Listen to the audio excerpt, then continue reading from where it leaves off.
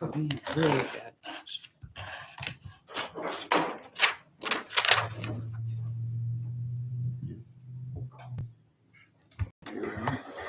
But go ahead. Sure. Call the meeting to order at Montcalm County Board of Commissioners regular session for Monday, April 22nd. We'll begin with the pledge and invite you to remain standing for the invocation, please. I pledge allegiance to the flag of the United States of America and to the republic for which it stands, one nation, under God, indivisible, with liberty and justice for all. Vice Chairman Mahar. Thank you for remaining standing. I'd like to welcome Bruce Anna from Pine Grove Church. He's going to bless our meeting. Heavenly Father, thank you for a beautiful day. Thank you for your grace and your goodness to us. Lord, I lift up today our government, our national government. Lord, we pray that you would be at work there for our state, but also this local government. Thank you for each one willing to serve. Thank you for our police, firemen, emergency services. Would you bless and help them? I pray you guide this meeting today. And Lord, we thank you for your salvation and who you are. In Jesus' name, amen. Amen.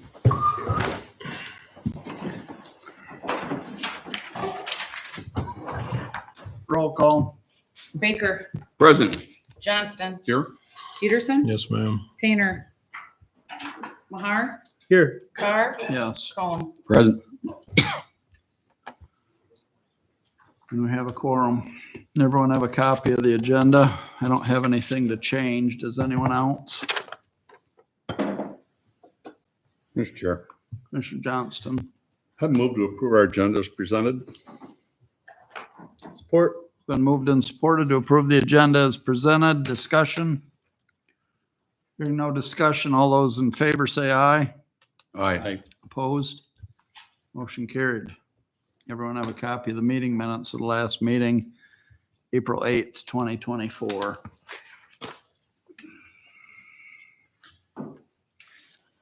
Mr. Chair, Commissioner Johnston. I move to approve our minutes from our regular meeting Monday, April 8th, 2024 as presented. Support. It's been moved and supported to approve the meeting minutes, of the last regular meeting, Monday, April 8th, 2024 as presented. Discussion? If not, all those in favor say aye. Aye. Opposed? Motion carried. Public comments.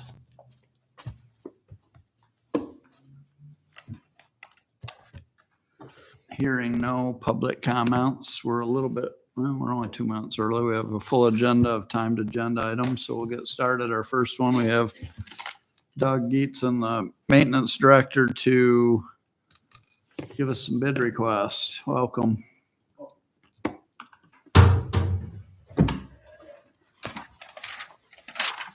All right, so the first one is for the replacement of the sandstone wall on the front of the old Sally Port / three-car garage on the northeast corner of the sheriff's office, where the signage used to be. That has gotten water in there and busted all the sandstone out, and it really looks terrible. All the caulking is coming out and everything else. So the first item was to have that replaced with brick to match the existing brick on either adjacent corner to that.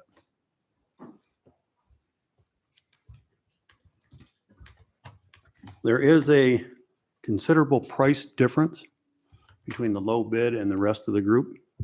I've talked to him twice. There should have been a letter in your packet that he sent, basically a letter of surety that he can get the job done for that price. So I've had a couple conversation. His bid pretty much spells out everything that's required to do the job. I have no reason to say he can't, but at the same time, nice thing is you guys are the ones that make the final decision. So I left it blank so you can decide. Mr. Chairman, Commissioner Peterson. I move to enter into a contract with Hammer Masonry for the amount not to exceed $15,390 to replace 2 existing sandstone walls of the 3-car bay on the sheriff's building with brick to match the adjacent walls. Support. It's been moved and supported. Discussion. So they're not gonna replace the sandstone. They're gonna, Sandstone's Match. coming off. It's about the same thickness as what the brick and the ties and all that'll be anyways. Yeah. He's spelled out the wrap that has to go at 2 foot, all the weep holes, everything on his bid. So good. So yeah, the sandstone is coming off. Yeah. I've looked around. There's nobody that wants big pieces of sandstone. So it's just going to be disposed of by them.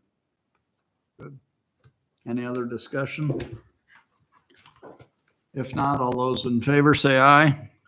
Aye. Opposed? Motion carried. Thank you. The second item is the replacement of our residential grade furnaces and condensers at the Health and Commission on Aging buildings. We've had a couple of them. The computer boards have failed in the last year, 8 months. That board is getting harder and harder to find. We've noticed over the last even 6 months. They've been in there since the building was remodeled / added onto, which I believe was 98. So I'm not sure, to be honest with you. I thought it I was. don't know. I got 2 dates in my head, that in 2004. But, I'll say 2004 then. but either way, they pretty much outlived their usefulness. So the condensers, since I've been here almost 4 years, I know the condensers, there's 9 of them out there, and we probably replaced motors and everything on 3 of them. We're putting used motors back in because it's hard to find the right motor for them. So the price is to leave the Freon lines, but clean them out. New Freon, new condensers, and new furnaces. And humidifiers. Because none of the humidifiers are working. They're all limed up, probably have been for years. So Russell Plumbing and Heating was the lowest bid of the 8 bids we received. And we've used them for a few other projects around here, so I have no worries about their being able to complete the job.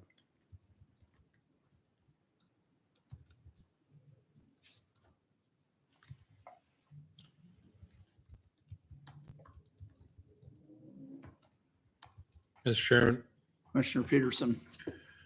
I would move to contract with Russell Plumbing and Heating of Greenville for the replacement of 9 total furnaces, condensers, and humidifiers in the Mid-Michigan Health and Commission on Aging building for the amount not to exceed $60,375. Support. It's been moved and supported. Discussion. Mr. Chairman? Yeah. Doug, do I read this right, that 7 of the 9 humidifiers don't even work?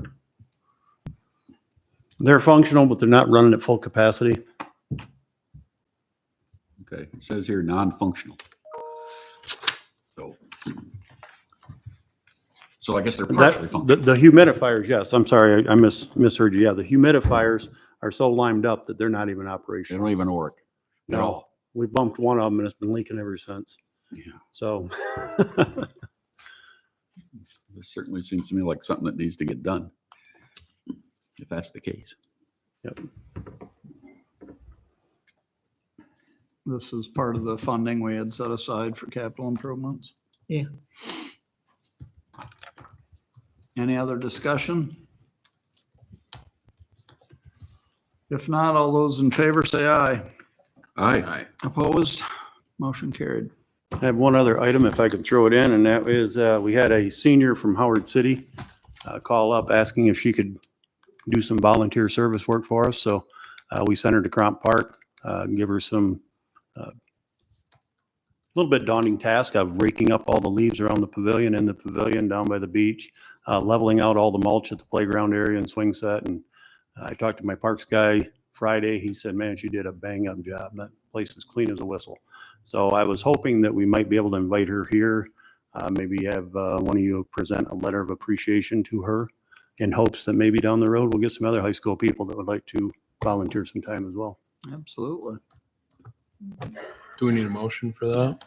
What's her name? Kylie and Jake. I didn't write it down.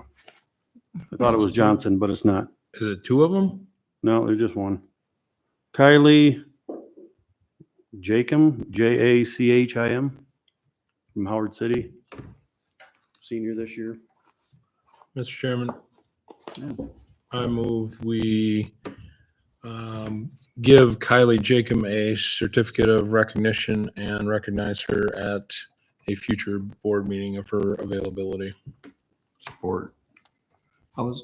It's been moved and supported. What was the spelling again, Doug? There's some Jackums that are Jachim. Jackum. Okay. Kylie? Kylie. Kylie. It's been moved and supported to recognize Kylie Jackum for her outstanding volunteer work at Cromp Park. We'll drop a resolution and invite her to the next meeting. Okay, I've talked to Rochelle about doing she said she has a form for a certificate already, so Yeah. she was willing to do that. And then just a reminder, if you don't know, that we're going to have our disc golf grand opening May 10th, 4 o'clock. So if you can make it, we'd love to have you there. Good. All right, thank you. Thank you. Any other discussion on the motion? If not, all those in favor say aye. Aye. Opposed? Motion carried. Up next, our 4:15, we have Todd Williams with us from Lean Green, Michigan to tell us about the amendments to the PACE program. Just push him out of the way. Just say, yeah, whatever. Normally, if I loom, you'll feel it. Yeah. Welcome back. Good afternoon, commissioners. Happy to be back. I know last year when we gave a brief update about the PACE program, we had talked a little bit about the fact that there were a few bills pending before the state legislature that would amend the statutes. Both of those passed. They became effective law and came into law on February 13th, 2024, which means that your PACE program report is now a little bit out of step with the current statute. And so what you have before you this evening are updates and amendments. You are one of our earliest programs, having been adopted in 2015. And I did not realize until I was reviewing this morning, actually amended in 2015 as well. So this would be the second amendment to the PACE program report. All it will do is update it and bring it in line with best practices and with the changes that came into being from the law. I'm happy to give a brief report on those or to move into answering questions, whatever the board's favor is. What's your pleasure? Any questions for Todd, or do you want him to give you a brief update on what the changes are to the program? Just refresh my memory. This is, you guys are basically financial assistance for people that want to upgrade their homes efficiency. Almost. So it's a method of financing energy efficiency, renewable energy upgrades to commercial or Okay. industrial properties. We can work with multifamily as long as it's 4 units or above, but not individual residential properties. And it is private financing for private lenders, as a loan to a private property owner. So there is no governmental money involved.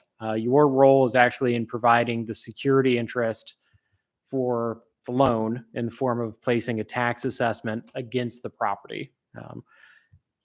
Thankfully, you've got one of our earlier projects in the state, Cambridge Court Apartments.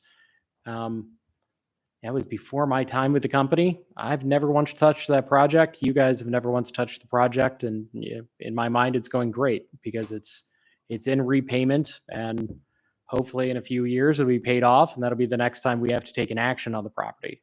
That is kind of the dream scenario for us. So the major, one major change that I will note in the statute is the introduction of a new class of projects that can be financed called environmental hazard PACE projects.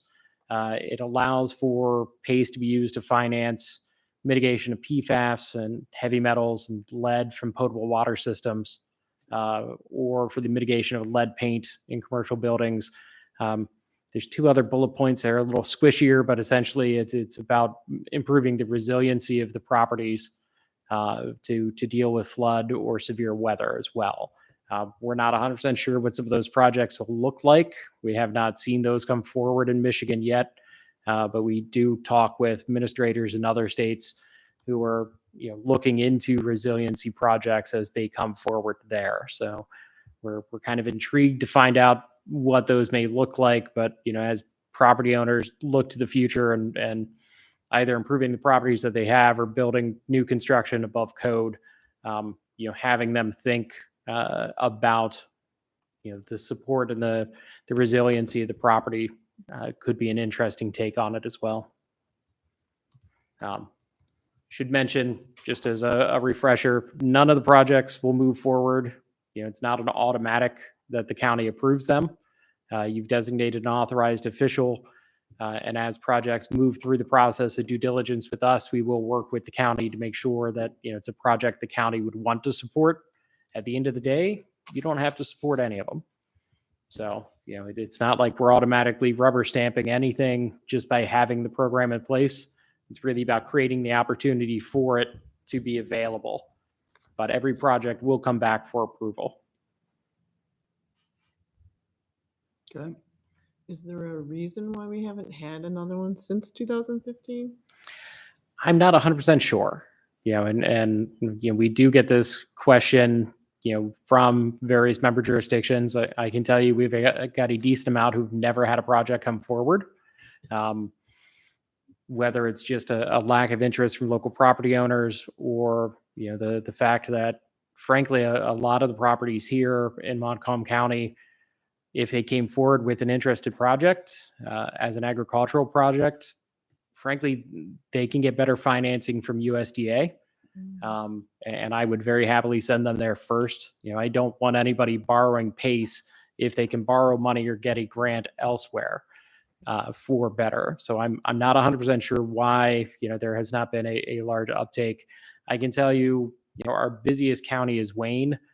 They've only done a little over 20 projects, which seems like a lot compared to one, but they've got a lot of commercial properties, and it's still kind of slow on the uptake for us.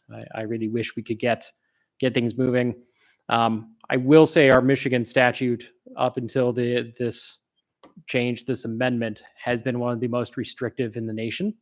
The SIR, savings to investment ratio requirement, the savings guarantee requirement was stricter than any other state that has PACE. That has made it a little expensive comparative to other states and made it a little hard to get some traction once in a while. So we are hopeful, the amendments make PACE a little easier to access for property owners. We're hoping to see a bit of an uptick.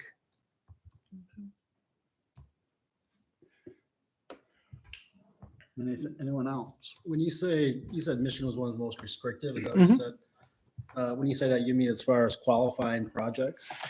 Yeah, so the old requirement, every project should demonstrate, the contractor demonstrate to the property owner that the savings achieved by doing the project would be greater than the amount of investment on an annual basis. So if it was $1 million project financed over 20 years, 1/20th, that the amount of savings would have to be greater than that every year, and it would have to be guaranteed by the contractor to the property owner for the full term. Michigan had a very similar statute. Their guarantee requirements sunset after 3 years. And the difference to our contractors here in Michigan of a 3-year guarantee that everything's operating the way it's supposed to be, and a 20 or 25-year guarantee is pretty substantial. It has driven or kept some contractors from being willing to look at using PACE or being involved in the PACE project. And frankly, some property owners haven't wanted that level of protection. They really felt like they could honestly believe the guarantee for about 7 years. And after that would be a little tough to enforce. So, yeah. Could you just kind of talk a little bit about like what a typical client / project would look like? Like what are your most common, I guess, type of jobs you do? Mhm. What are they looking for? So over the last couple of years, we've seen a large uptick in kind of two areas. One being hospitality properties, particularly brand new hotels coming on board. New construction has started to utilize PACE more frequently, not only in Michigan, but nationwide. We've seen it as a trend. It's displacing some of the construction loan portion or some of the mezzanine finance. Typically, it comes in cheaper than mezzanine at an interest rate. Plus, it's an extremely long term at 20 years, so they don't have to worry about refinancing it in 3 years. And so it's attractive for the hospitality industry. A lot of those developers, frankly, in building a new hotel, they're looking to achieve, cash flow positivity by the end of year 1, year 2 of operations. And so being able to finance longer term a portion of the new construction makes them happy. They're also very interested in building, we require any new construction project would be built above code. So it actually is a better building than what they, by code would have to minimally build. They're looking to operate it and very interested in making sure they understand their operations and the cost of the operations of the building over a long term. So we've seen an increased interest from hospitality. We've seen an increased interest as well from senior living facilities. There's a boom of senior living facilities being built across the state. Similar purpose. Some of them are new construction. Some of them are actually retrofits of existing properties where they're going in and replacing, furnaces that are 20, 25 years old and past the end of life. Outside of that, it kind of runs the gambit. We've seen everything from, a small soon-to-be grocery store, if they can get it up and open in the middle of a food desert in Detroit, which is our smallest project, to a meat processing facility. I always try to remember the nice way to say it. A meat processing facility down in Kalamazoo and Gunplain Township that installed a combined heat and power system on top of their system to deal with their waste stream. So the plant is actually now very much powered by the fact that they had a anaerobic digester to deal with the waste stream, and they were venting off the methane. Now they've captured the methane, they use it to power the plant. And so it's wonderful for us in seeing a very large dichotomy of projects, but a lot of hospitality, a lot of senior living, a good amount of multifamily that are either new construction or retrofits. So I guess I assumed you guys were just upgrading HVAC systems, but you're actually talking about whole construction projects. Everything, so if it will reduce the amount of utility usage, it potentially could be financed as energy efficiency. But the classics are HVAC, windows, lighting, building occupancy sensors, and building controls, particularly in larger commercial office complex or in hospitality projects. You do see building controls come into play quite a bit. So they run the gambit. We have not had very many renewable energy projects. So it's been mostly the energy efficiency side so far.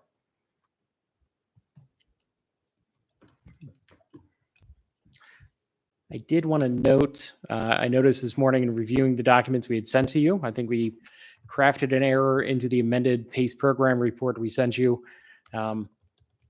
In your original PACE program report, we had the chairman of the board as the authorized official that we would work with. Your original amendment back in 2015 changed that to your administrator/controller. We had baked into the new amended PACE program report the chairman of the board. We're very happy to work with all of you. That person just is the one person who gets to sign on the paperwork at the end. So we're happy to switch it back to the administrator controller or to leave it as the chair of the board. Apologies for that. I don't know that we have a preference. We amended it once to have it be the controller instead of the chairman of the board. I think we had something in mind there. If it's not a big inconvenience for you to change it back to the controller administrator, that probably is what we. Yep. No, not a problem at all. Okay. All right. Any other questions for Todd? Mr. Chairman, Yeah, go ahead. Phil. I just have one quick question that I'm just curious. Mhm. Who checks to make sure that the savings are what they need to be?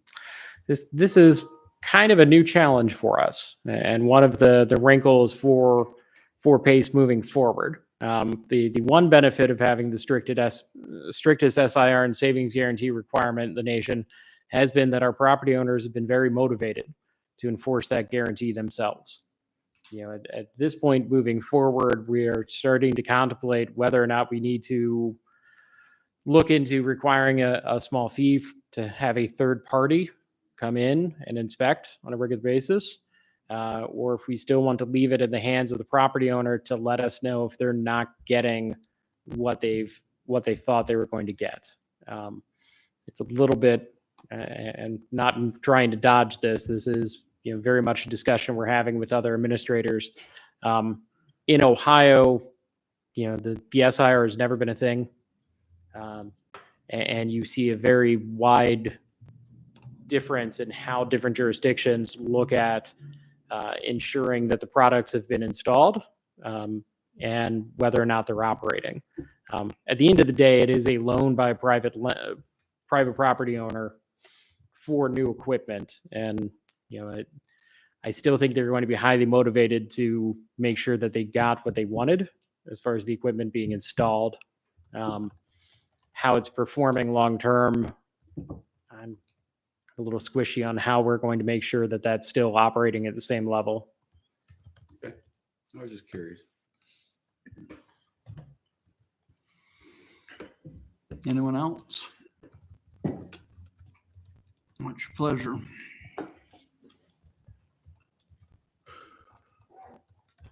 Mr. Chairman, Commissioner Peterson. I move to amend the Montcalm County PACE program report to reflect the amendments to MIPA 270 as a result of passage of SB 302 and SB 303, providing additional flexibility to property owners with regard to the savings guarantee and expanding the options for PACE financing to include environmental hazards.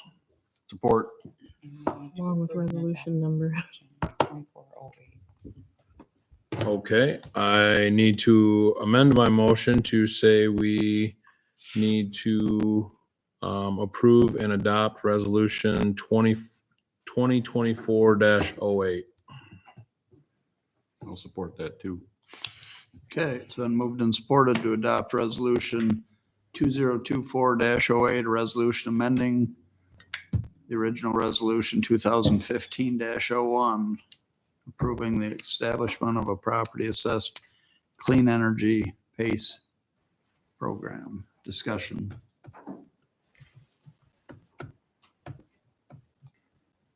Hearing no discussion, all those in favor say aye. Aye. Opposed? Motion carried. Thank you all very much. Thank you. Thank you. Up next, we have the road commission. Mark Christensen, Rob Putnam's with him. I don't know. I guess both are coming up, or maybe just Mark. I don't know. When I forget, Rob will remember. There you go. Thank you. Welcome, gentlemen. Thank you. Just a little history. I bring Rob Putnam with me today, introduced him to the County Board of Commissioners. Promoted Rob. We did at the Road Commission a year ago to Director of Operations. Lots and lots of work done last summer, and there wasn't enough staff to really do that at a level we needed. So we moved Rob into that position. Prior to that, he'd been the drainage signage superintendent foreman for the Road Commission. So took one more step forward. So 3+ years ago, I came before this group, requested some ARPA funds that the county had to be used at the Road Commission. And I said at that time I'd come back when we were done with the project and give a report to the county board. So I'm here for that today. If you have any questions at any time, please just interrupt me and ask the question. So just a few slides and share that. So in the 22 construction season, we used 350,000 of those ARPA dollars, or about $17,500 per township. That was in a gravel matching program. And please remember that when the township paid for any of these jobs, it was the material only. The Road Commission covered labor, equipment, and other charges to make that happen. We do that as our matching portion. So in the first year, 350,000 was used. The second year, we had $1 million matching program for townships, $50,000 per township with those ARPA dollars, primarily used for hot mix asphalt. So remember too, that in those situations, the township bought the material, we covered the labor and equipment to make those jobs happen. It's the biggest year ever. Last year, about 85,000 tons of hot mix somewhere in the county, and it didn't matter if it was DJ Road and Home Township or Holland Lake Road and Crystal Township or Peck Road and Montcalm. Maybe there's need at the township level. That's where we're really struggling right now. One of the challenges that happened at the Road Commission when we continued to pour more money into local roads, and they need it, I'm not saying they don't, our township contributions at the Road Commission continue to go up. So legally, we get a we get a pot of MTF money for the local road system and a pot of MTF money, Michigan Transportation Funds, for the primary system. And we can legally transfer a portion of the primary road to the local road system every year. And we work real hard to not ever exceed those rules. Last year, we transferred almost $2 million from the primary road fund to the local road fund to help and do what we did at the township level. So not complaining, I'm just stating that fact. So, but what we saw though, the last 2 years as we've transferred a lot more, our condition of our county primary system are starting, they hit the peak and they're starting to travel back the other way because we know we need to help our township partners. So we're helping on the local system, but now we're starting to see just a little decline in the overall PACER rating of our county primary system. Still worth it. The next slide, we said we would use $500,000 of the ARPA money for the new building at the Road Commission. That was a great help. Our total cost of that building was $3.5 million. So that's done. If you ever get down that way, you're more than welcome to stop in and take a look. Great facility, a nice Chevrolet quality building, and that's what we wanted to build. So all good. The other thing in our request originally was some additional fuel funding. We've committed that $300,000 over the past 3 years. You can see what our fuel budget has done from 2020 to 2023. More work means more fuel, but the costs have been greater too. So we're a little under $400,000 in 2020, and last year we're almost $800,000 in diesel fuel costs, or diesel and gas at the Road Commission. Helped out. The next slide talks about truck increase prices. In that original request, it was used $180,000 to help offset trucks. In 2020, there were just over 200,000, and the ones that are coming this year will be close to $360,000. So astronomical inflationary cost for the equipment that we're purchasing to provide service. The last thing, I said I would commit some of those dollars to a county primary job. We used $400,000 of that in 2022 in Chris's area. And we expanded that Condensary Road job and got it all done with those dollars. So that's where that went. Couple other slides I have there for you. This shows the gallons of gasoline sold in Michigan from 1999 to where we are today. It continues to go down. One of our number one funding pieces is revenue from gallons of gas sold. Fuel efficiency standards are challenging everything we do at the Road Commission. 10 years ago, between 10 years ago and today, the average fuel economy of a vehicle is about 6.5 miles per gallon better. So people are using less or paying less per mile when they use the system because of that. And then on the last page, I just a little infographic there. In 2021, that was the last year of, quote, Governor Snyder's transportation funding increase. And then from there forward, there's a small amount of inflationary cost built into that. So you can see our revenue has gone up on the MTF revenue 7% between 2022 and 2024. And when you look down between 21 and 24, asphalt prices have gone up 31% on full depth. Bridge replacement costs have gone from $300 per square foot to $525 per square foot. Just the overlay jobs that put 2 inches of new on the road on a local system or primary are up 17%. That cost of trucks have gone up substantially. And even the pavement markings, for those of us who are almost 60, they like that fresh lines at the end of the day. So especially when it rains. So Almost 60? almost, I'm about two months from it. I thought you had a birthday more recently. No, not quite there. So, so just some things to think about. Judy's in the crowd today. She needs to take it back to Rick and say, how do we fund our local road system? So, got to pick on her in the peanut gallery. But challenge in the future, I think we'll all see some kind of mileage-based user fee in the state. We're one of 13 states that don't have a pilot program to be looked at right now. As the fuel efficiency standards continue to go up, our revenue is going to go the other way, and it has to change to something that's more equitable. I don't know what that is, but we're one of 13 that don't have some kind of pilot to be looked at. So we're kind of behind the 8 ball, and so just throwing that out there. If you had questions, I'd be more than willing to answer those at this time. Okay. Who's first? Mr. Chairman. Go ahead. Mark, I know we've talked, and I'm sure you've read the newspaper. We've been kicking around spending down a little bit of fund balance. Yeah, I know this is a silly question because you're going to say all of it, but how much money feasibly would help improve roads in the county? Okay, and I'm a little prepared to talk about that today. I'd be glad to bring something else back more in detail. So when I look at the system within the county, the local road system and our township partners are where we really struggle. Chris is a former township supervisor, understands the road challenge on the local end. We'll have some really good numbers about what we've done on the local system. Is the rating getting better? And it should have with all the money we spent there. We aren't quite there yet.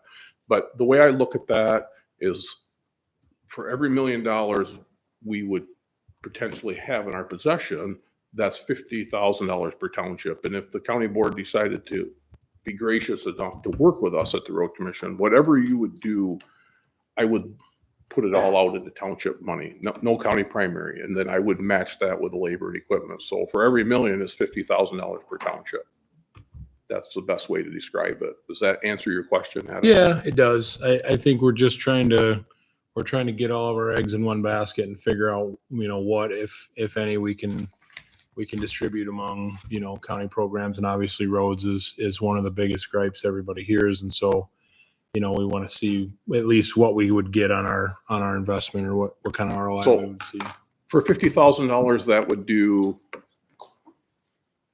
3 miles, almost 3 miles of gravel in each respective township, 2.5 maybe, depending on where it is in relationship to the pit they're hauling from.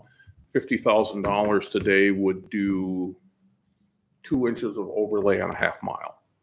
That's the best way to do that, make that. Yeah, it doesn't sound like a lot, but when you look at that back infographic, the cost of everything we do continues to go up. And I don't see any short-term relief, but none of us want to pay anymore, but we all want to drive on good roads. That's the challenge. So whatever, if you'd like me to come back with a more detailed presentation, I'd be glad to do that later as you start your budgeting process. Be more than willing. That number seems like a small amount based on what the problem is, but 50,000 per township is 50,000 more than they've got right now. And most townships are committing every penny that they excess revenue to the road system. We build a great relationship with all our township people. I think we're probably at about $3 million contribution for the coming year from our township partners between the 20 townships, some more, some less, depending on, Bushnell doesn't have a lot of extra to kick out sometimes, but they were all pretty good using their ARPA dollars, except for a couple who needed to do some other things. I understand that. They were really seriously used their ARPA dollars to help their local transportation system. So whatever it is, we're more than gracious to, whatever it would be, it's all going to go to the townships. It's none of it for the county primary system. So is that a number that would make the $50,000 contribution a year ago was like kids in a candy store. I shouldn't say it that way, but they were all very happy for that. This year, our matching program out of our own dollars, about $35,000 per township. So that's what we've committed this year. Next year, that's going to look a little different. We have to either demo the old building at the road commission or put a roof on it. So we're saved a little money for that. That would really work well in our budget for some help on the local side next year. So we don't want to have to borrow any more money to do that, take care of that old building. So plans are ongoing before the roof falls in. So whatever you could do, we'd be more than gracious, and it would all go out to the townships. Okay. So, anyone else? Questions for Mark or Rob? Mr. Chairman, Go ahead, Commissioner Cohn. I'm not saying I'm for or against the $1 million, but I just wanted to put this 50,000 in context. You mentioned last year you gave the townships about an average of about 35,000. Last year, we did 50,000 per township in 2023. The year before, about 17. That was the first time we'd given additional matching dollars in my history at the road commission. We always did labor and equipment, but no extra additional funds. So $50,000 to the townships would be significant in their minds. It would, because they'll put money with that to do Right. a different job. I mean, Cal will give you a hug if you go up there and tell him you're going to give him 50. So, Well, I'm not giving him anything. It's the taxpayers that are Right, giving right. him money. Thank you. That's all I wanted to know. Okay. Anyone else? Okay. All right. Thank Thanks, you. guys. thank you all. Thank you. Reach out anytime if you have questions. All right. Up next, our 4:35, we have Deb Ballard and Nicole Flowers from Equalization Department to present the 2024 Equalization Report, along with the L 4024 Report of Personal and Real Properties. Wow. Before we get too far into it, who was in charge of the ink on the front? It's all flaking off. It was the printer's fault. Well, it was raised, Down so. I didn't here. notice it. Oh, it is. Huh. What he meant to say was it looks very nice. Thank you. It looks I appreciate great, that. but I got appreciate black it. stuff on my hands now. Boy, yeah. We have, It blends in. we have a pretty rigorous quality control specialist. Hey, just takes a little bit more to go first class. That's all I'm saying. So we have the equalization report here. On the first page is the resolution. It states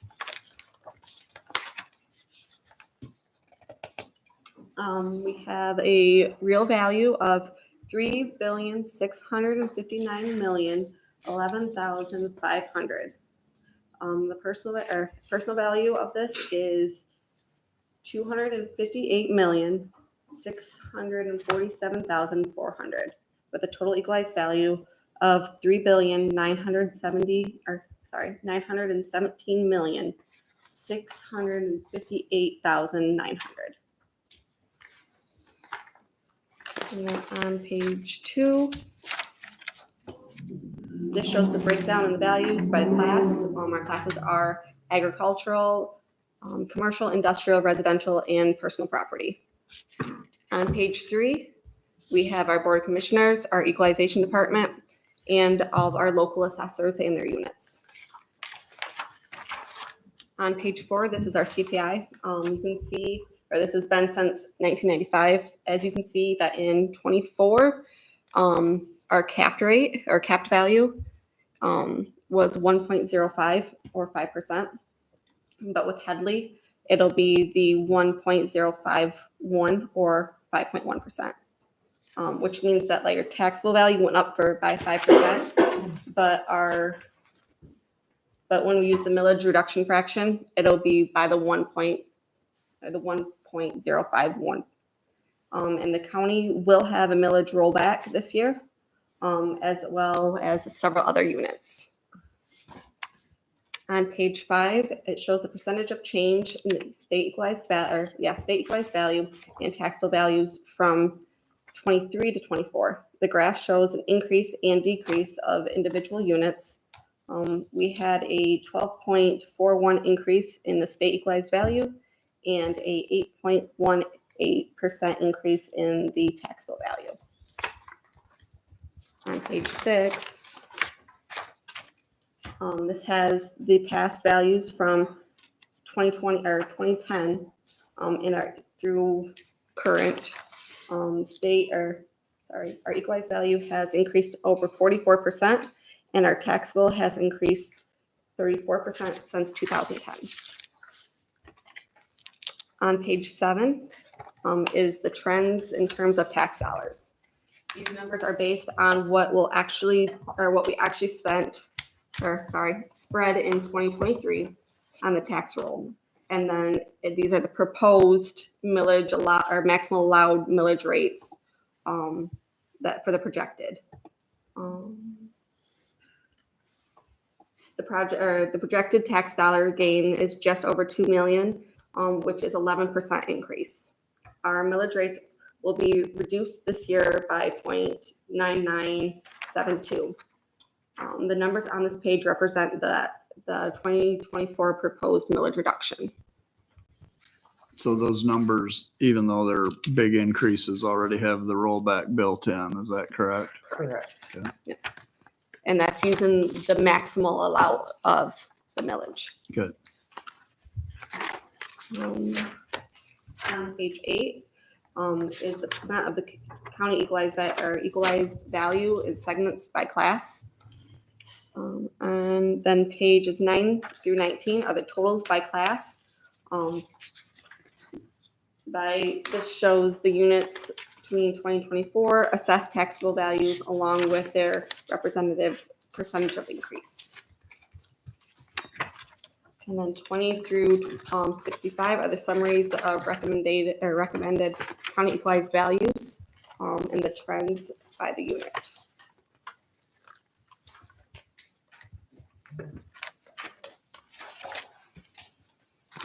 That pretty much sums up the equalization report for the year.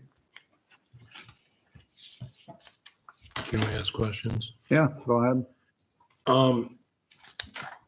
Thank you, gals, for putting this together in terms that we can understand. It's very nice. It's a nice version. I like It it too. is, it is. Thank you. So if I'm understanding this right, the operating millage is gonna take in $810,000 more projected than it did last year. Correct. And then along that same column, ambulance 500, library 170, commission on aging, law enforcement 185. So when you said that the millage is gonna have a rollback, what did you mean by that? It means last year we spread 4.3066, Mm-hmm. and because of the millage reduction fraction, which is the 0.9972, we have to roll that 4.3066 back by the 0.9972. So the millage rate will actually be less this year. But we'll still be getting 810,000. That number, 810,000 is still, Correct. is with the rollback. I think Commissioner Carr Yes. asked that. So, I think Brenda's reached out to you and I'm sure you've heard that, I've been on a crusade to maybe roll back the millage even further. Do you think that there's a certain percentage that we could do that to remain safe, or is that something you recommend, not recommend? That's a question that I can answer. I think that's Well- more. And these numbers don't include veterans exemptions. Do they include TIF reductions? No. So there are things that are going to come out of those numbers. So take So- 300,000 away. We're still 500,000. I don't know what the number is. I'm Right. just saying. I'm just pointing that out. So if we were to reduce the operating millage one mil, what kind of number would that look like?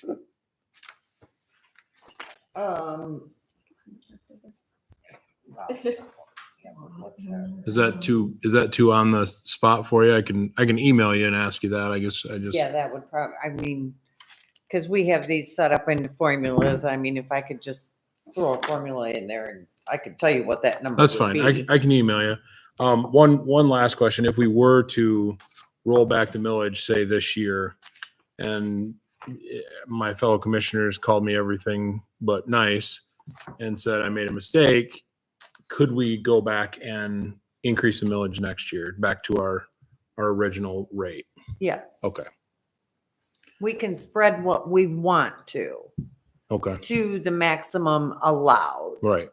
So we could reduce it by, say, 1 mil. Right. But then the next year we could still go back up to our maximum allowed. Okay. Thank you. So we're going to be, instead of the 4.3, we're going to be levying 3.5.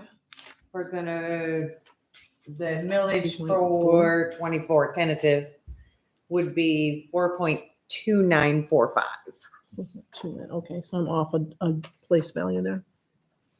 And what is it normally our maximum That would be our maximum for Okay. this year, because of the rollback? 4.2945. Okay. Yeah, we can't go above that now. Going forward, we can't go, Correct. okay.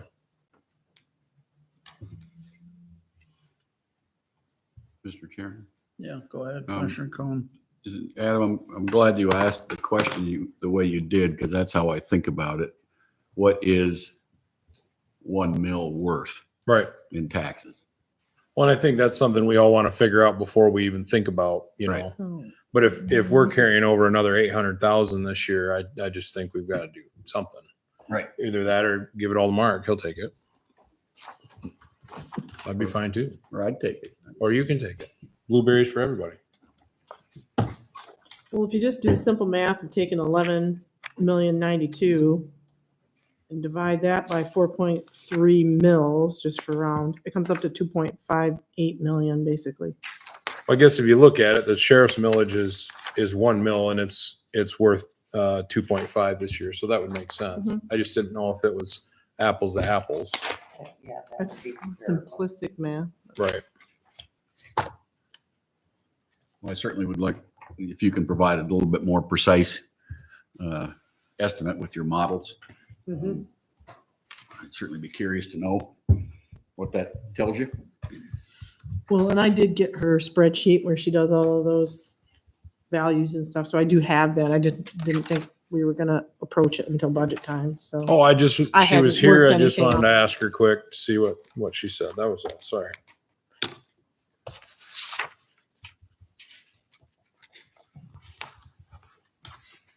Anyone else have any questions for either one of these ladies? I would just comment, I think this is very well put together. It is. And, So much easier to read. than the I old version. applaud you for your efforts, Yeah. both of you. It's nice. And I'll make sure Anyone the else? cover is up to Except Adam's for the par. ink on the front. The picture's great. It's just the ink, my fingers, I'm telling you. Can't pull off a bank job with all this ink all over my fingers.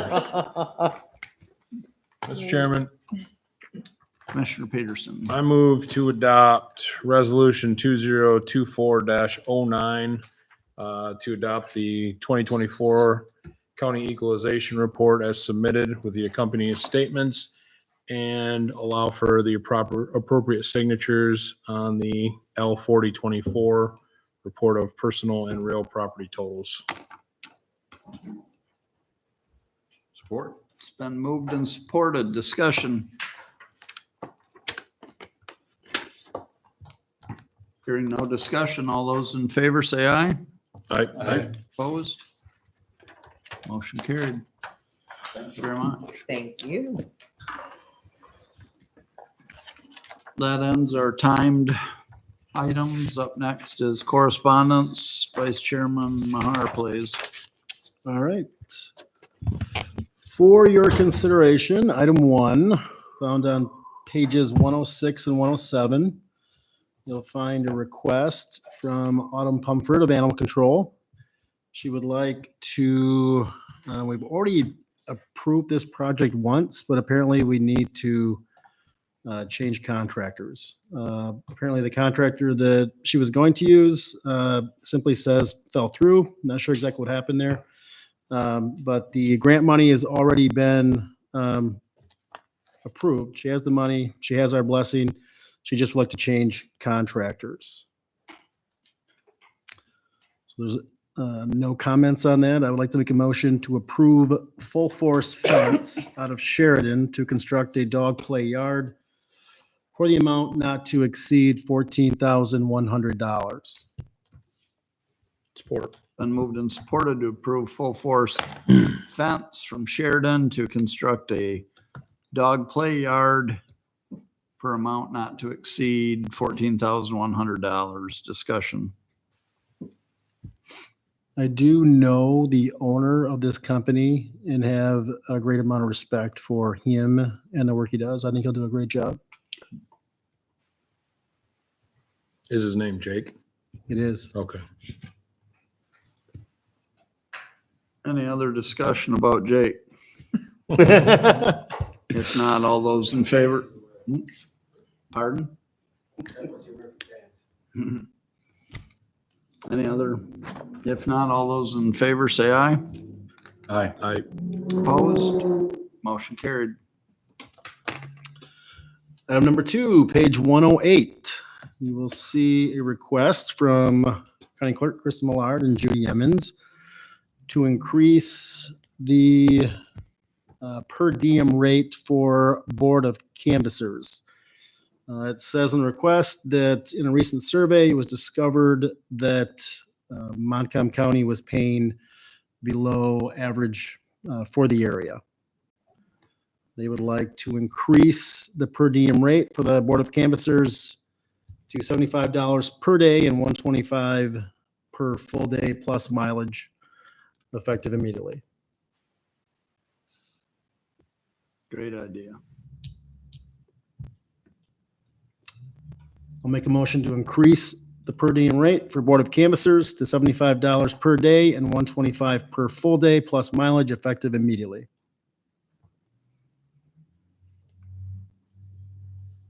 Support. Been moved and supported to increase the per diem rate for the Board of Canvassers from $75 per half day and $125 for full day, plus mileage, effective immediately. Discussion. Am I missing what was it before? 40 and 60.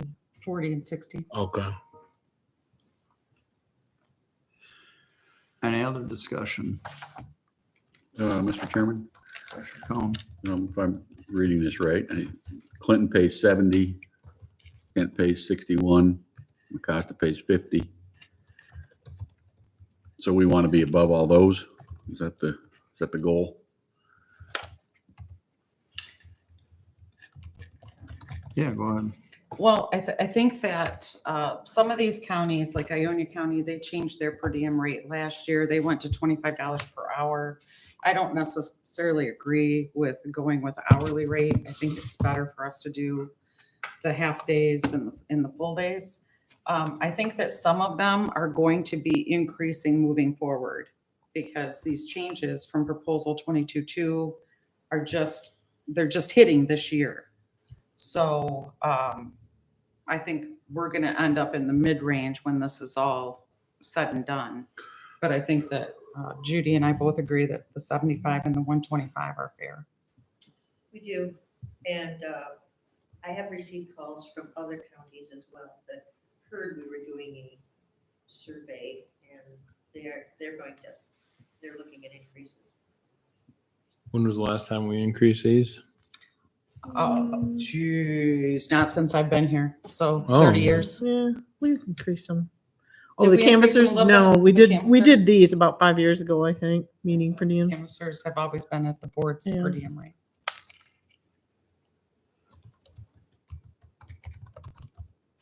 Any other discussion? So there's no discount for getting to work with Kristen. That's what I'm hearing. Oh, they should get paid more. Yeah. We should ask for 500 a day. Mr. Chairman, Commissioner Baker? I think it's great that we're going to be ahead of Kent County. So, Absolutely. absolutely. Well, how Sign me many, up. how many years were we the lowest on the totem pole when we were 40 and 60? That's So right. It just kind of goes in cycles, and it's all right for Montcalm to lead the way occasionally instead of being at the bottom of the barrel. So I think it's a fair proposal that they put together.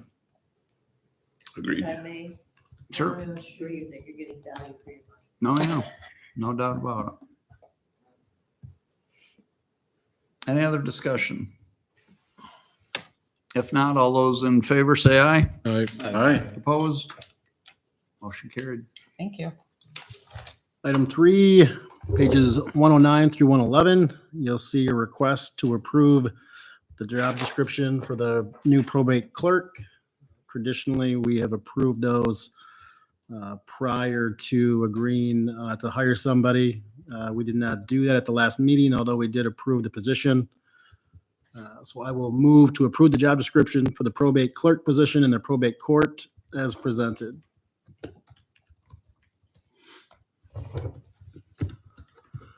Support. It's been moved and supported. Discussion.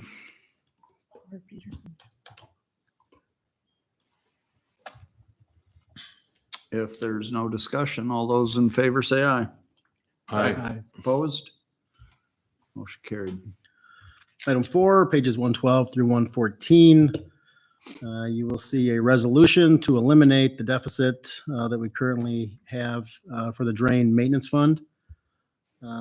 Brenda, you want to speak upon how we got a little bit of a deficit with this?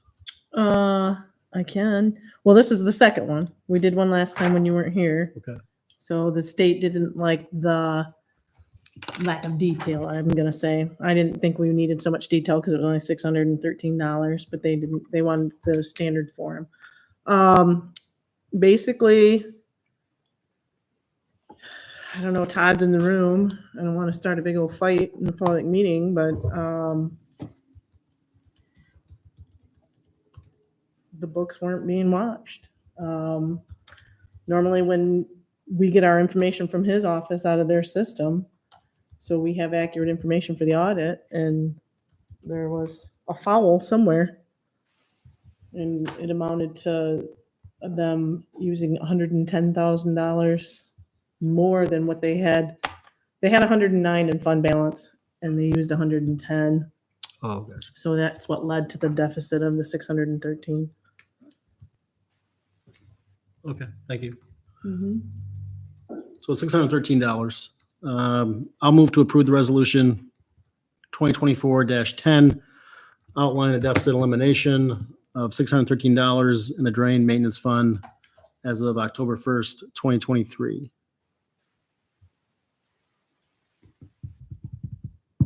I'll support it. It's been moved and supported to approve resolution 2024-10 outlining the deficit elimination of $613 in the drain maintenance fund as of 10/1/2023. Discussion. Mr. Chairman, Commissioner Baker. I'm wondering if this problem could be alleviated with consistent software. Is that a legitimate question? Somebody that knows No, the answer? they have to have a different software program down there to track their drain stuff. Okay, So just like the courts use JIS, Commission on Aging uses SharkBite, they use Solid Circle in the drain office. so there's no way to make that all fit together? No, I don't think So so. it can talk to each other? Integrated, you mean? Well, I don't know, it seems to me like some computer needs to talk to some other computer to get the right answer. I don't know that we want to go there. All right. Mr. Chairman, Commissioner Peterson. I supported this to get to discussion. $613 is not a lot, and the way I understand it, there has been deficit elimination plans or resolutions in the past. The only thing that's frustrating to me is that now the state of Michigan has made sure that they're going to watch us very closely for the next 3 to 5 years over a very small lapse in detail recognition, I guess. I don't know how. I understand mistakes being made and everything else, but $1,600 or $600 is a very little amount for the pestering we're going to receive from the state. And I guess I don't understand how this is the one office that the controller's office really doesn't see any of their books. And this is the one office that we have a problem with since I've been here. Is there any sort of resolution to this where we can work a little more? Todd's in the audience if you want to invite him up to talk about this. I'm sure he's glad to answer any questions that we've got. I don't know if we have that kind of time. If you can keep it short, He needs to come to the table now. you can come to the table if you'd like. Don't want to put you on the spot, Todd. I just want to give you a place to join in if you're so inclined.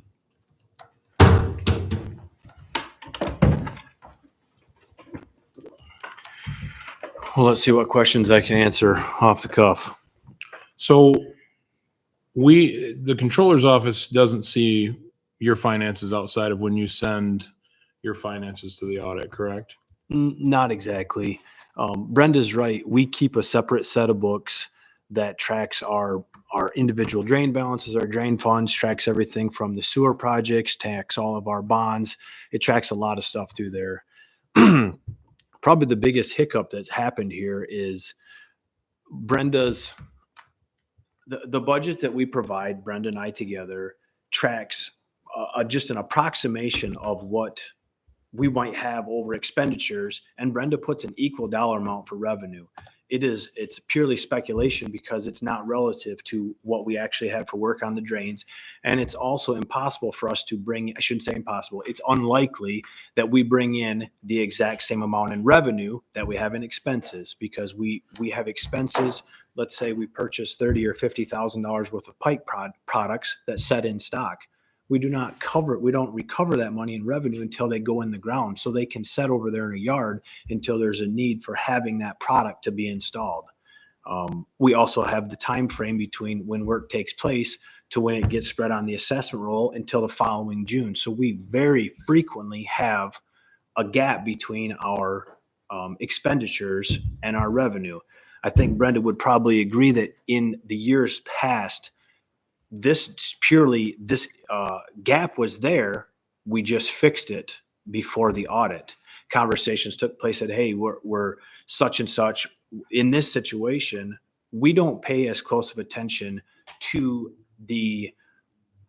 our budget as it relates to our revenue and our expenditures, because they really have no bearing on what we're doing on a daily basis.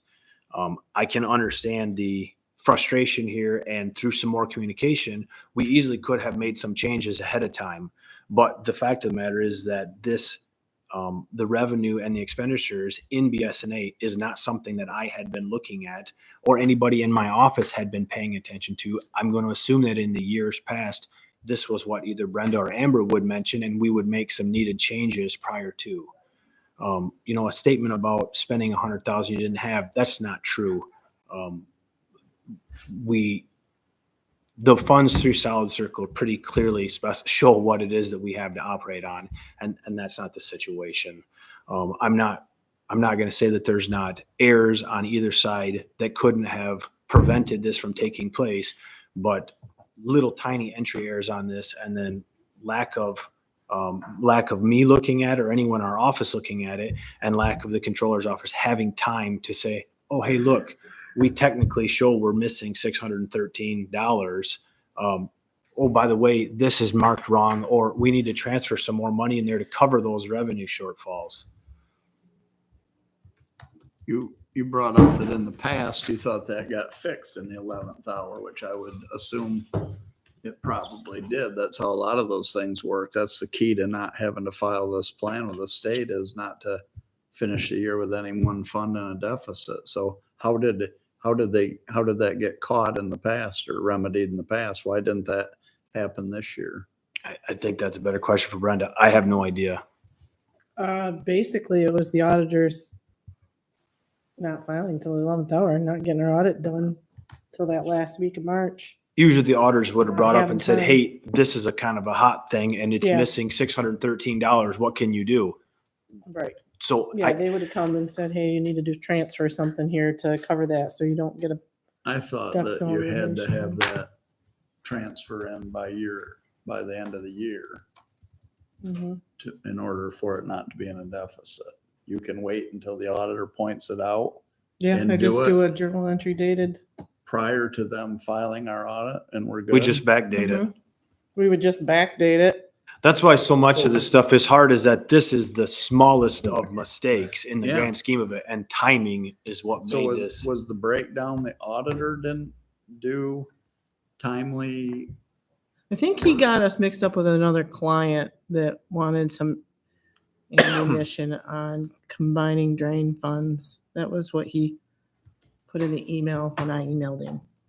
And I said, we never talked about drain funds, so You emailed him asking why. he yeah, didn't do why it. they didn't point it out sooner. Okay. But but we had never even had any conversation about drain funds. So I think he got us mixed up with another client. So I guess my question moving forward, is this something that can be remedied, or is this going to be every year it's their fault? No, I think the simple solution is, if knowing now moving forwards that that's a particular thing that the auditor may or may not catch, sure, we can clearly look at that, whether it happens in our office or in Brenda's office. I guess if you don't know what you don't know, you know. Well, back to the budget thing. I put in a revenue number because we have to approve balanced budgets. We can't, that's against the law. to Yeah, I'm approve not a balanced disagreeing with budget. it, but I'm saying you do pick a number that's relative to the expenses. It's just Yeah, a I see what your fictitious expenses number. are and I throw a revenue number in But there. I to would be, match I it. would be picking a I don't know random what number else to too. do. I would say, well, what do you want to do? You want to double it? You want it half? There's not anything. Yeah, that's the nature of it. The key thing But we is gotta have it. before year end, we have to make sure that there's. And we not haven't a- had any problems with her picking the same number before because it's as fair as anything else. Right, but we just need to not have that deficit at the end of the plan, whether we're close on the budget guess or we're way off, but we've got to make an amendment ahead of time. Some time ago, you asked us, and I don't know if this pertains or helps in this case. To me, it seems like it's an accounting thing that wouldn't have mattered. I mean, you have money, we just didn't move it appropriately. But you had asked us a while ago that other counties kind of fund that. I don't know which number or whatever. The revolving fund or the drain Have some- maintenance fund? Yeah, so you're not running on a shoestring waiting for money to come in and whatever else. We had talked about that, both Brenda to Amber, myself to Brenda, that I'm not going to say we operate to the low side of what a lot of other counties. We probably operate to the low side considering we do the majority of our own maintenance work. That's probably the big difference. There's, Ionia County only has around $60,000 for a drain maintenance fund. And it's really not even a maintenance fund because they don't do anything in-house. It's a revolving drain fund. They have anywhere from 60 to 80 loans at any given time because they're out borrowing $5,000 from the bank all over the place because they don't have any funds to actually operate on. So we're in a lot better situation than that. But in our scenario of looking for places to use some fund balance or augment our services, what would be a number that possibly we could contribute to that fund for the drain office to have that money up front to do those projects? I don't remember what you were even asking for back in the day when we didn't have any money. So. Right. Well, if we would just wanted to have some level of a slush account in there to serve as revolving, the annual or the approximate revenue or expenditures that we have each year, if that sat in the pooled cash fund, you could easily go back to that same base number, but you would always have that in there to cover those level of hiccups. Part of this problem also, and I hate to refer to it as a problem because I really don't feel like there's a problem here. This just got a magnifying glass over top of something. But in years past, most of the drain funds existed in pooled cash. So there was lots of money in there that wasn't properly earmarked. So you always had a lot of money in there that you were interborrowing and you weren't legally supposed to be doing that. So when I removed all of the funds from pooled cash, we now do a transfer for the expenditures, for the APs. We put it in there as we need it. So what we are doing now is having the county's pooled cash pick up the drain maintenance wages for an annual basis. And then I recoup those back to the county. And that helps soften a lot of the burden because otherwise we were shelling out money every 2 weeks to make payroll more or less, but we might be a year or 18 months before we would bring the revenue in for that same job that would take place. So that really helped a lot. And we had talked about just Kamoika with a dollar amount to leave set in pooled cash so that if you had these few $1,000 hiccups, you would be able to take care of it after the fact. The thing is, I hate to come up with a new way to reinvent the wheel because a 5-minute report either in our office or in their office prior to the treasurer or prior to the auditors looking over this, we would have seen this. Yeah, I think it's an unfortunate accounting mistake. I don't think that there's anything malice on either side that occurred here, and I really take exception to I think the headline was the county officials clash with the drain commissioner. I hope you don't feel, I certainly didn't feel like we were clashing with you. I think that there was a simple accounting mistake. I don't think there was anything that was missing or spent inappropriately, but it does kind of put us in a box with the state. We've done that before. It's been 25 years ago probably, but those deficit elimination plans with the state are just a flat hassle. You can't satisfy them, and will be on their radar for, as Commissioner Peterson pointed out, 3 to 5 years probably. So we really strive at year end not to have any fund in a deficit, because those aren't any fun. But Right. And I sympathize with that. I mean, if I had a magic wand, we would have fixed the oh, thing. absolutely, I know. The hard part is, a statement of saying, hey, we have $2.4 million in fund balance. Okay, well, that's no different than me saying, well, I'll just go borrow some money from EMS or from the sheriff. We have money in there. That money is earmarked for something. It says malfeasance as if I was to take it from drain ABC to put it over here to cover this stuff. That's not what that is. Mhm.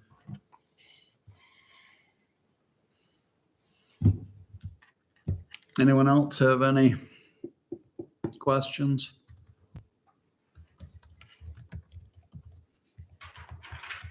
We still have that motion on the floor.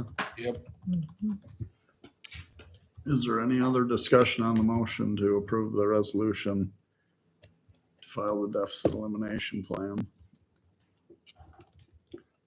If not, all those in favor say aye. Aye. Opposed? Motion carried. Thanks, Todd. No problem. Item number 5, pages 115 through 136. We'll find a request to update the non-union employee benefits manual. This gets that group more in line with AFSMI. You can see the changes that have been made, pages 117 through 136.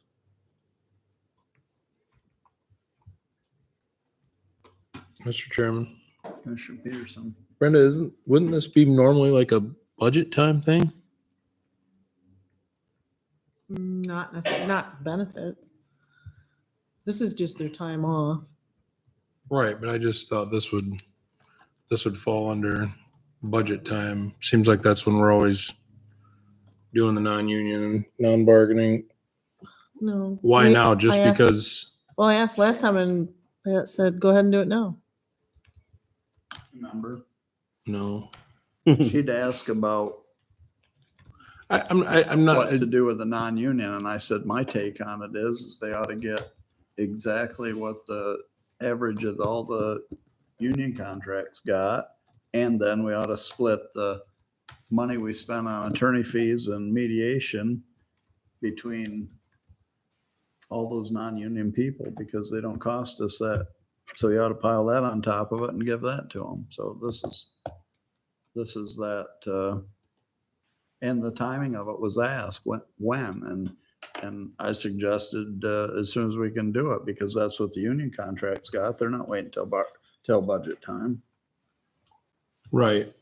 It wasn't retroactive, but they all got it when they No. signed. Yeah, no, the change to their time off was retroactive to 1/1. Okay. It was just their pay. Pay. We didn't have to retro. So have we talked to this unit at all? Like these people at all? Like we're giving them Juneteenth now instead of Columbus Day. How do we know they want that? Why wouldn't you want consistency? Actually, Juneteenth, I think it's pronounced as. Not anymore. It's not. Oh. That's right. Inside joke. And we don't have to do it tonight No, if you don't no, want to. it's And fine. I don't disagree with what Pat said. I have talked to Judge Schaefer about the courts switching Juneteenth for Columbus Day, because I don't believe Columbus Day is a scale holiday. And I've emailed and followed up and not heard anything back from them, so I'm not sure what's going on there. Yeah, I'm not trying to be a stick in the mud. I'm just asking why now. I just felt like when I was reading it, it just felt like something more at budget time, but I agree. We need to get them in line, and We probably historically have done it closer to the first of the year, but union negotiations drug out so long this year that dragging out so long, you mean, currently? it got delayed. Still dragging. Yeah, I was waiting for the last one to be done, but we're still going, so that's kind of the delay. So so we just need to make a motion here, or is it something we gotta just make a motion here? Yeah. Yeah. If you agree with them. Um, Does anybody have any questions? I mean, that basically brings them up to be equal with the general AFSCME unit That we've already negotiated with and and approved, yeah. put through, yeah. Yep. So it steps their vacation accrual up. They'll get their third week at 5 years instead of 8 years, their fourth week at 10 years instead of 15, their fifth week at 15 years instead of 20, I believe it is. And they'll get 3 personal days that don't have to come out of their sick bank now. They'll just be added. I'll move to approve the updated changes to the County of Montcalm Employee Benefits Manual as presented effective 1/1 of 2024. Support. It's been moved and supported. Discussion. We didn't retro any of the. The benefits all are. Just Oh, benefits, okay. yeah. Any other discussion? If not, all those in favor say aye. Aye. Opposed? Motion carried.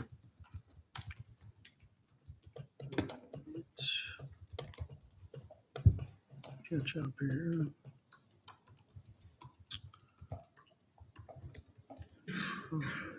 Item number 6, you'll see a request to update the non-bargaining wage scale. You can see the updated scale on pages 137 through 141. It's being requested by Brenda. Is the methodology here just that? The same percentage wages that or raises that the unions got? And then did we Pretty spread much. the legal cost on Pretty top of much. it as well? We've Well, still- it encompassed that legal cost, yeah. So basically, I just added that 4-year step like we did to the union Okay, folks. Friend of the court scale, I had to tweak a little bit harder because they actually had 7, stops. start with 6 increases. So in order to get them to be consistent with everyone else to a 4-year scale, I lopped off their beginning wage, made their 1-year wage their start, their 2-year wage their 6-month step, because they never had a 6-month step for some reason. They were the only ones that didn't. And then so on and so forth. So I could have room to give them an additional step at the end. Okay. So they've got a lot of topped out employees, so they're going to actually realize the largest consumption of that. So they're happy. Yeah. Okay.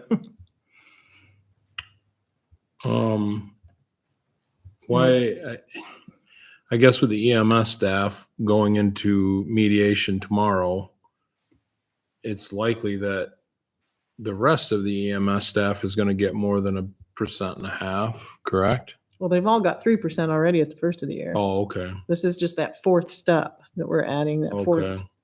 year. And then your staff, you're only asking for 1.5%? Yep, because they were adjusted last year. Was it last year? I thought it was 2 years ago. I think it was last year. Hmm. Or I think it was this current year they're getting it. It was last Oh. budget year. So I didn't think it was fair for those 2 groups to get as much as everyone else when they've already had a market adjustment. There's no further questions. I'll move to approve the updated wage scales for the non-bargaining and front of the court employees as presented effective 4/22 of 2024. Support. It's been moved and supported. Discussion.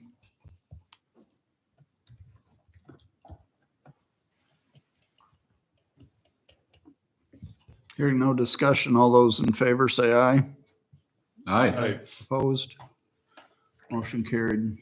Item number 7, found on pages 142 to 154. You'll find warrant report 04112024 in the amount of $317,454.55.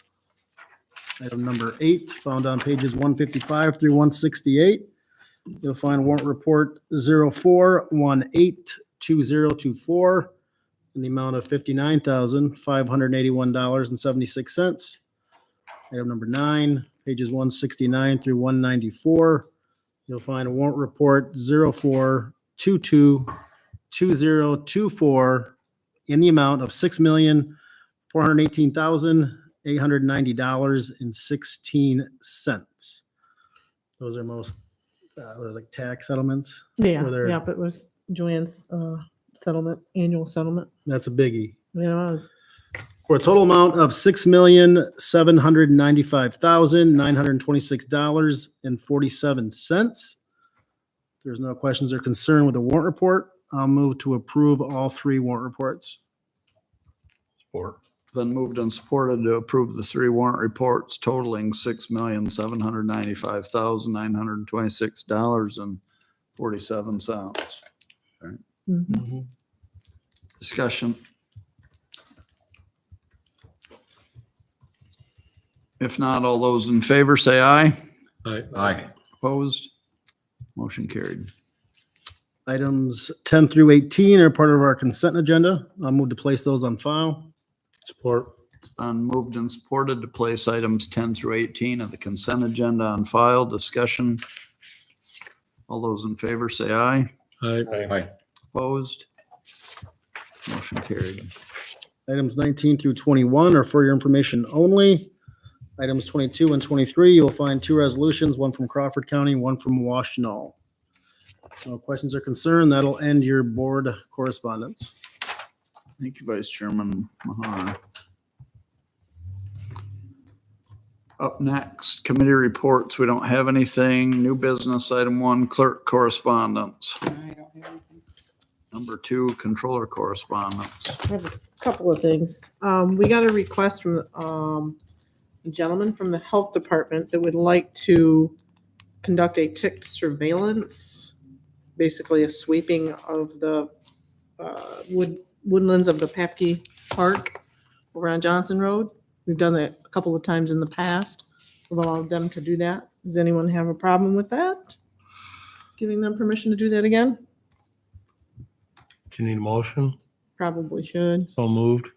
Support. It is allowing who?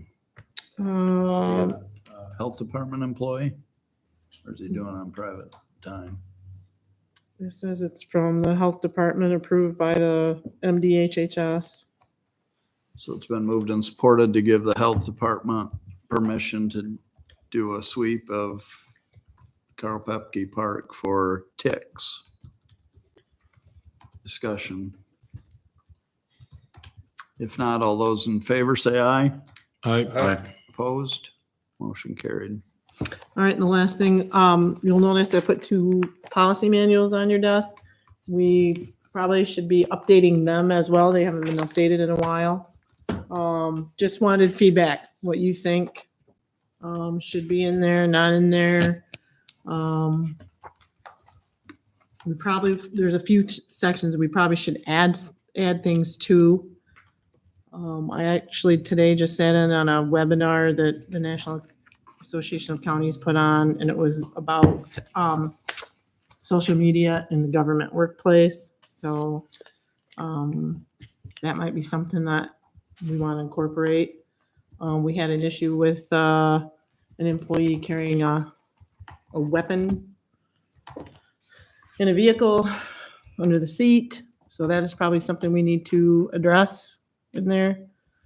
That is something we want to allow or not, and they were not a law enforcement officer. So that's something that I would like to address as well in our policies. So we're covered. That should happen again. Those are just a couple things off the top of my head I can think of. But so I'd appreciate some feedback if you guys could get that, go through those and see what you think. I'd appreciate it. Okay. That's all I got. All right, number 3 is chair or commissioner correspondence. I don't have anything. Does anyone else?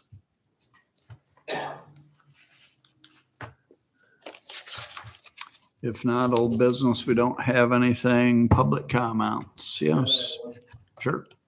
Just a few minutes ago, I got an email from the lady that set up the blood drive from Versity.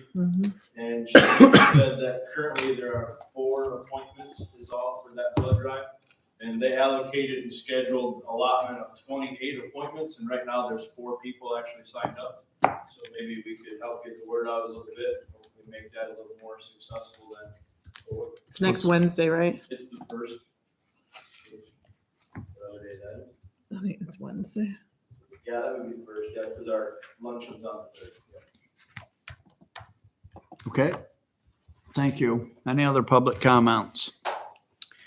Mr. Chairman? Sure. Regarding that blood drive, if you look up Versity online, there's a scheduling program. You can go in and you can pick your own time and pick your place. This is the place they want to go. And it should be listed on that day. Should be real easy to do.